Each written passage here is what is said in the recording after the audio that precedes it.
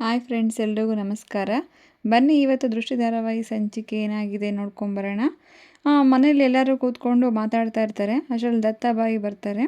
ಅವ್ರ ಅಮ್ಮ ಬಂದು, ಏನಪ್ಪ ನೀನು ಸರಿಯಾಗಿ ಊಟನೇ ಮಾಡಿಲ್ವಲ್ಲ, ತಗೋ ಒಂದು ಹಣ್ಣಾದರೂ ತಿನ್ನು ಅಂತ ಹೇಳಿ ಕೊಡ್ತಾರೆ. ಇಲ್ಲಮ್ಮ ನನಗೇನು ಬೇಡ, ನಾನು ಊಟ ಮಾಡಿದ್ದೆ ಲೇಟಾಯಿತು, ನನಗೇನು ಹಸಿವಿಲ್ಲ ಅಂತ ಹೇಳಿ ದತ್ತಾಬಾಯಿ ಹೇಳ್ತಾರೆ. ಆಗ ಶರುಗೆ ಅವರಮ್ಮ, ಏನಮ್ಮ ಅವತ್ತು ನನ್ನನ್ನು ಏನಾದರೂ ಕೆಲಸ ಆಗಬೇಕಾಗಿತ್ತು ಅಂತ ಹೇಳಿದ್ಯಲ್ಲ, ಏನಾಗಬೇಕಾಗಿತ್ತು ಹೇಳು ಅಂತ ಕೇಳ್ತಾರೆ. ಅದಕ್ಕೆ ಶರು, ಎಲ್ಲ ಕೆಲಸನೂ ಹಾಳು ಮಾಡಿದ್ಯಲ್ಲ, ಅಲ್ಲಿ ಕರೆಸಿ ನಿನ್ನನ್ನು, ಇನ್ನು ಬೇರೆ ಏನು ಕೇಳಲಿ, ಏನೂ ಇಲ್ಲ ಬಿಡಮ್ಮ, ಆ ಥರ ಏನಿಲ್ಲ ಅಂತ ಮನಸ್ಸಲ್ಲಿ ಅಂದ್ಕೊಂಡು, ನಿನ್ನ ಮಗನಿಗೆ ಸ್ವಲ್ಪ ಬುದ್ಧಿ ಹೇಳ್ಬೇಕಾಗಿತ್ತು ಅಷ್ಟೇ ಅಂಥೇಳಿ ಶರು ಹೇಳ್ತಾಳೆ. ಅಷ್ಟರಲ್ಲಿ ದೃಷ್ಟಿ ಒಡವೆಗಳು ತೊಗೊಂಡು ಬರ್ತಾರೆ ಅವ್ರ ಅತ್ತೆ ಹತ್ರ.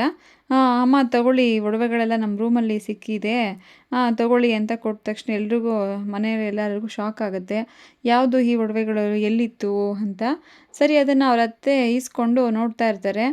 ಯಾವುದು ಒಡವೆಗಳು ಇದು ಅಂತ ಕೇಳ್ತಾರೆ. ಹೌದು ರೀ, ನಮ್ಮ ರೂಮಲ್ಲೇ ಸಿಕ್ಕಿದ್ದು ಒಡವೆಗಳು ಅಂತ ಹೇಳಿ ಹೇಳ್ತಾರೆ. ಆವಾಗ ಅವರಮ್ಮ ನೆನಪು ಮಾಡ್ಕೋತಾರೆ, ಈ ಒಡವೆಗಳನ್ನೆಲ್ಲ ನಾನು ಇಂಪನಾಗೆ ಕೊಟ್ಟಿದ್ದೆ. ಅವಳು ಶರುಗೆ ಹೇಳಿರ್ತಾರೆ, ಈ ಒಡವೆಗಳನ್ನ ನೀನು ಇಂಪನಾಗೆ ಹಾಕು ಅಂತ ಹೇಳಿದ್ದು ಅವ್ರು ನೆನಪಾಗುತ್ತೆ.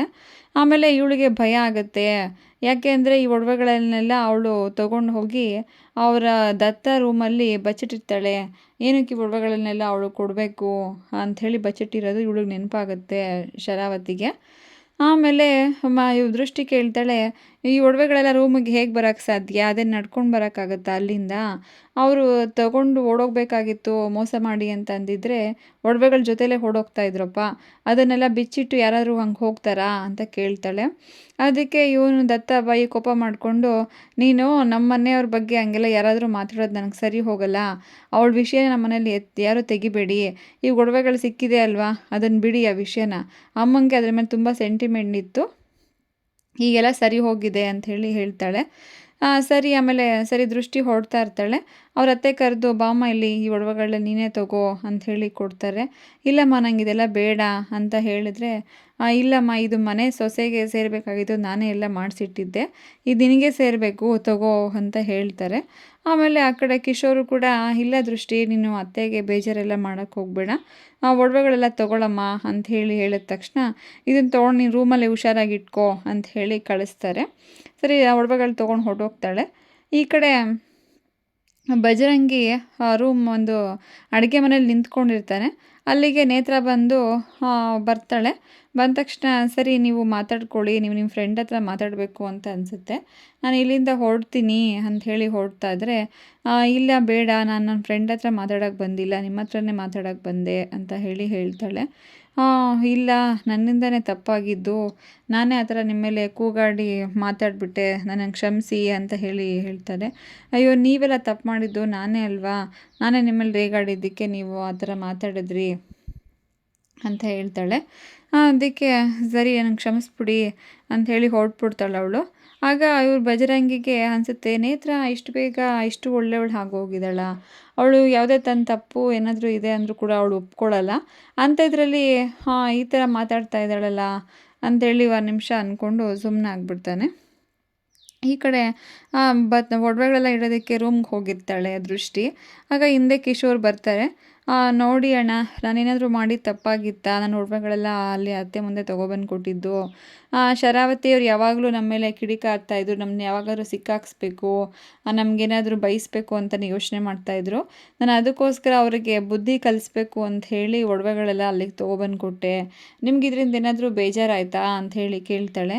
ಇಲ್ಲಮ್ಮ, ನೀನು ಒಳ್ಳೆ ಕೆಲಸನೇ ಮಾಡಿದೆ, ಅವ್ರಿಗೆ ಆವಾಗವಾಗ ಈ ಥರ ಬಿಸಿ ಮುಟ್ಟಿಸ್ತಾಯಿದ್ರೆ ನಮ್ಮ ತಂಟೆಗೆ ಅವ್ರು ಯಾರೂ ಬರಲ್ಲ ಅಂಥೇಳಿ ಹೇಳ್ತಾನೆ. ಆಮೇಲೆ ದತ್ತಾಬಾಯಿ ಅವ್ರ ಅಮ್ಮನ ಹತ್ರ ಹೋಗ್ತಾರೆ. ಅವರಮ್ಮ ಬಟ್ಟೆ ಎಲ್ಲ ಪ್ಯಾಕ್ ಮಾಡಿಕೊಂಡು ರೆಡಿ ಮಾಡ್ಕೊತಾ ಇರ್ತಾರೆ.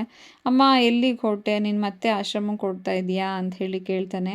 ಹೌದಪ್ಪ, ನಾನು ಬಂದಿದ್ದ ಕೆಲಸ ಮುಗೀತಲ್ವಾ, ನಾನು ಅದಕ್ಕೋಸ್ಕರ ಈಗ ಮತ್ತೆ ನಾನು ಆಶ್ರಮಕ್ಕೆ ಹೋಗ್ತಾ ಇದ್ದೆ, ನನ್ನ ಮನಃಶಾಂತಿಗೋಸ್ಕರ ನಾನು ಬೇಕು, ನಾನು ಅಲ್ಲಿಗೆ ಹೋಗ್ತೀನಿ ಅಂತ ಹೇಳ್ತಾರೆ. ಬೇಡಮ್ಮ, ನೀನು ಹೊರಟ್ರೆ ನಮ್ಮ ಮನೇಲಿ ಯಾರೂ ಇರೋಕ್ಕಾಗಲ್ಲ, ನೀನು ಇಲ್ಲೇ ಇರು ಅಂಥೇಳಿ ಕೇಳ್ತಾರೆ. ಇಲ್ಲಪ್ಪ ನನಗೆ ಶರಾವತಿಗೆ ಫೋನ್ ಮಾಡಿ ಹೇಳಿದ್ದಕ್ಕೆ ನಾನು ಇಲ್ಲಿಗೆ ಬಂದೆ. ಅವರು ಕೋಪ ದ್ವೇಷ ಮಾಡಿಕೊಂಡು ನಿನ್ನ ಮೇಲೆ ದೃಷ್ಟಿ ಮೇಲೆ ತುಂಬ ಕಿಡಿಕಾರ್ಕೊಂಡಿದ್ದಾನೆ ದತ್ತ ಅಂತ ಹೇಳಿದ್ಲು ಫೋನ್ ಮಾಡಿ. ನಾನು ಅದಕ್ಕೋಸ್ಕರ ಇಲ್ಲಿ ಬಂದೆ. ನಾನು ಬಂದಮೇಲೆ ನಾನು ಬರೋ ಉದ್ದೇಶನೂ ಕೂಡ ನಿನ್ನಿಂದ ದೃಷ್ಟಿ ದೂರ ಮಾಡಬೇಕಾಗಿತ್ತು ಅಂತಲೇ ಇತ್ತು. ನನಗೂ ಅವಳ ಮೇಲೆ ತುಂಬಾ ದ್ವೇಷ ಇತ್ತು. ಆದರೆ ನನಗೆ ಇಲ್ಲಿ ಬಂದಮೇಲೆ ಗೊತ್ತಾಯಿತು ಅವಳು ಎಷ್ಟು ಒಳ್ಳೆ ಹುಡುಗಿ ಅಂತ. ಅವಳು ನಿನಗೋಸ್ಕರ ಎಷ್ಟೊಂದು ತ್ಯಾಗಗಳನ್ನೆಲ್ಲ ಮಾಡಿದ್ದಾಳೆ, ಅದನ್ನೆಲ್ಲ ನೆನಪು ಮಾಡ್ಕೊ ಅಂತ ಹೇಳಿ. ನೀನು ಅವಳ ಮಾತಿಗೆ ಮರಳಾಗ್ತೀಯಲ್ಲಮ್ಮ, ನಿನಗೂ ಇನ್ನೂ ಗೊತ್ತಾಗ್ತಾ ಇಲ್ವಾ ಅಂತ ಹೇಳಿ ಕೇಳಿದ್ರೆ, ಇಲ್ಲ ನೀನು ತಪ್ಪಾಗಿ ತಿಳ್ಕೊಂಡಿದ್ದೀಯಾ ಅವಳನ್ನು.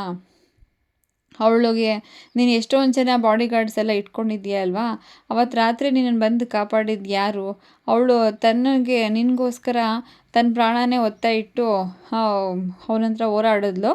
ಅಂಥದ್ರಲ್ಲಿ ನೀನೀಗ ಅವನ ಬಗ್ಗೆನೇ ಮಾತಾಡ್ತಾ ಇದೆಯಲ್ಲ ಅಂಥೇಳಿ ಕೇಳ್ತಾನೆ. ಅದಕ್ಕೆ ನೀನು ಎಷ್ಟೊಂದು ಯೋಚನೆ ಮಾಡಬೇಕಂದ್ರೆ ಅವಳು ಎಷ್ಟೆಷ್ಟು ಒಳ್ಳೆ ಕೆಲಸಗಳನ್ನು ಮಾಡಿದ್ದಾಳೆ. ನೀನು ಎಷ್ಟು ಸಲ ಅವಳಿಗೆ ಅವಮಾನ ಮಾಡಿದೀಯಾ. ಆಮೇಲೆ ಅವರು MLA ಮನೆಯವರು ಮನೆಗೆ ಬಂದಾಗ ಶರಾವತಿ ಬೇಕು ಅಂತಲೇ ಅವಳಿಗೆ ಅವಮಾನ ಮಾಡಿ ಮನೆ ಕೆಲಸದವಳು ಅಂತ ಹೇಳಿದ್ಲು. ಆದರೂ ಅವಳು ಅದನ್ನು ನನ್ನ ಮನೆ ಅಂತ ಬಿಟ್ಕೊಳ್ದೆ ಅವ್ರನ್ನ ಒಳ್ಳೆ ರೀತಿಯಿಂದಲೇ ಸಂಭಾಳಿಸಿ ಅವ್ರನ್ನ ಕಳಿಸಿದ್ದಾಳೆ.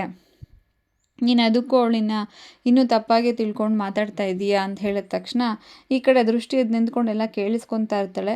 ಅವಳಿಗೆ ತುಂಬ ಖುಷಿಯಾಗಿ ಆನಂದ ಬಾಷ್ಪ ಬರ್ತಾ ಇರುತ್ತೆ. ಆಮೇಲೆ ಸರಿ ನೀನು ಯೋಚನೆ ಮಾಡು ಒಂದು ಸ್ವಲ್ಪ. ನಿನಗೆ ಸಿಂಪನಾಗಿಂತ ಒಳ್ಳೆ ಸೊಸೆ ಇವಳೇ. ನಾನು ಇವಳನ್ನ ಮನಸಾರೆ ಸೊಸೆ ಅಂತ ಒಪ್ಕೊಂಡಿದ್ದೀನಿ. ನೀನು ಕೂಡ ಅವಳನ್ನು ಒಪ್ಕೋ ಅಂಥೇಳಿ ಹೇಳ್ತಾರೆ. ನೋಡು ಬಳ್ಳಾರಿ ನಾನು ಸೊಸೆ ಅಂತ ಒಪ್ಕೊಂಡಿದ್ದ ತಕ್ಷಣ ಅವಳು ಜಿಂಕೆ ಥರ ಮನೆಯೆಲ್ಲ ಕುಣಿದಾಡ್ತಾ ಇದ್ಲು. ಅಲ್ಲಿ ಫಂಕ್ಷನ್ನಿಗೆ ಬಂದು ಎಲ್ಲರನ್ನೂ ಸಹ ಅವ್ರನ್ನ ಮರ್ಯಾದೆಯಿಂದ ಮಾತಾಡಿಸಿ ಊಟಕ್ಕೆಲ್ಲ ಕೊಟ್ಟು ಎಷ್ಟು ಚೆನ್ನಾಗಿ ನೋಡ್ಕೋತಾ ಇದ್ಲಪ್ಪ. ನೀನು ಅದನ್ನು ಸ್ವಲ್ಪ ಯೋಚನೆ ಮಾಡು ಅಂಥೇಳಿ ಅವರಮ್ಮ ಹೇಳಿದ್ದು ಹೇಳ್ತಾನೆ ಇರ್ತಾರೆ.